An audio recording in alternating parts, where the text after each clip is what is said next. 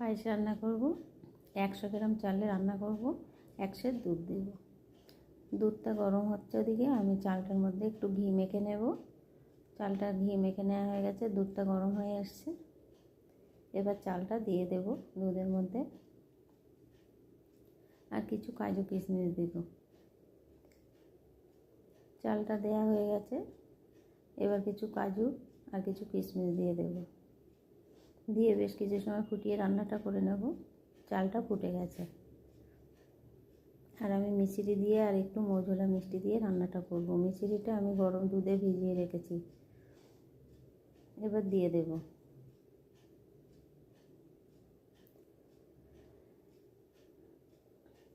একটু মৌঝোলা মিষ্টি দেব।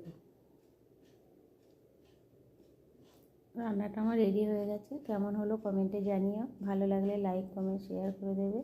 এবার আমি সাজিয়ে নেব। সাজানোটা কেমন হলো কমেন্টে জানিও।